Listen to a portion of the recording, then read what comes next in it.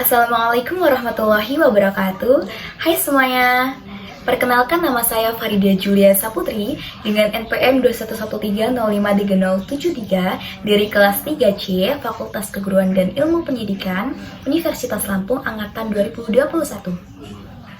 Pada video kali ini saya akan menampilkan sebuah cerita rakyat yang berjudul Si Pitung. Tugas ini untuk memenuhi ujian tengah semester mata kuliah teori dan apresiasi sastra anak yang diampu oleh Bapak Dr. Muhammad Fuad, MHum, dan Ibu Siska Megadiana, SPD MPD. Baik, langsung saja simak videonya. Si Pitung. Dahulu di Betawi ada seorang pendekar bernama Pitung. Si Pitung lahir di Kampung Rawabilong. Dia adalah anak dari Bang Piun dan Pok Pinah. Si Pitung adalah pendekar yang baik hati, patuh kepada agama, dan selalu menolong sesama. Si Pitung memiliki kesaktian yang luar biasa. Ia tak mempan ditembus senjata. Tetangga-tetangga si Pitung hidup serba kekurangan. Si Pitung merasa iba, apalagi orang-orang kaya yang justru semakin kaya, tanpa memedulikan rakyat yang miskin. Aku harus melakukan sesuatu untuk membantu masyarakat, ucap si Pitung. Si Pitung pun mengumpulkan pemuda-pemuda di kampungnya. Mereka merampok harta milik orang-orang kaya tersebut. Harta itu kemudian dibagikan kepada rakyat miskin. Meskipun si Pitung suka merampok, tapi ia tidak suka perampok yang merampok untuk kepentingan pribadi. Ia justru selalu memberi pelajaran kepada mereka. Aksi si Pitung pun akhirnya terdengar oleh kompeni Belanda yang menguasai daerah itu.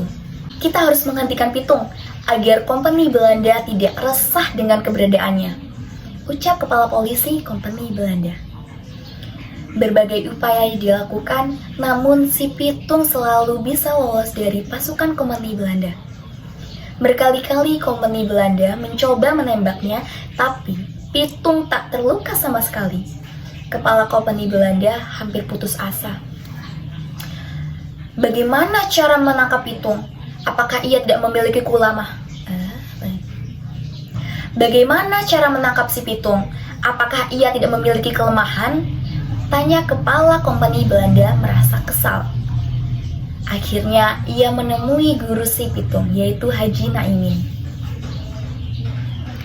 Karena merasa nyawanya terancam, Haji Naimin pun membocorkan kelemahan si Pitung.